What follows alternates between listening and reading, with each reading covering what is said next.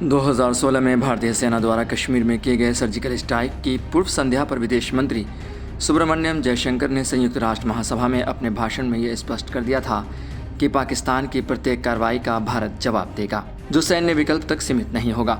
मंत्री जयशंकर की प्रतिक्रिया भारत द्वारा 1960 की सिंधु जल संधि में संशोधन के लिए कहे जाने के बाद आई है, जो जम्मू कश्मीर में लगातार सीमा पर आतंकवाद से प्रभावित है और भारत के जल अधिकारों के पूर्ण उपयोग को कमज़ोर करती है।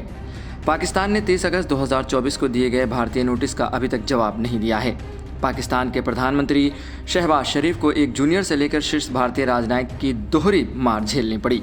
इसकी असली वजह यह थी कि इस्लामाबाद बहुपक्षीय मंचों का इस्तेमाल करके अपनी स्थिति को तेज़ी से आगे बढ़ा रहा था, जबकि भारत को इस पर प्रतिक्रिया देने में परेशानी हो रही थी।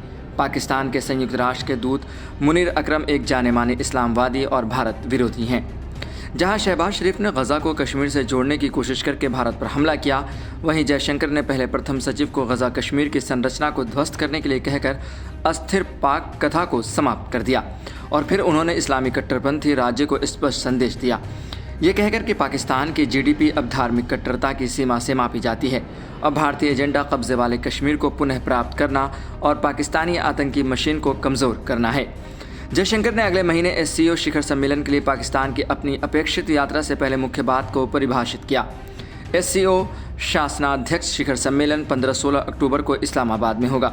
जयशंकर का भाषण पाकिस्तान और भारत में उनके समर्थकों को यह संदेश देने के लिए भी था कि मोदी सरकार इस्लामाबाद के दोहरे खेल को अच्छी तरह समझती है और कोई भी सज़ा नहीं बख्शी जाएगी। पिछले दशकों में इस्लामाबाद ये संदेश देने की कोशिश कर रहा है कि भले ही कश्मीर पर उसके हाथ बंधे हुए हैं, लेकिन वे भारत के साथ बातचीत करना चाहते हैं।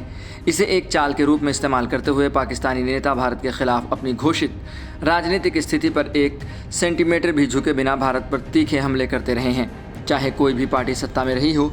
इसलिए अब से भारतीय प्रतिक्रिया तीखी और तीखी होगी और किसी भी बहुपक्षीय मंच पर जूनियर राजनयिक प्रतिक्रिया तक सीमित नहीं होगी।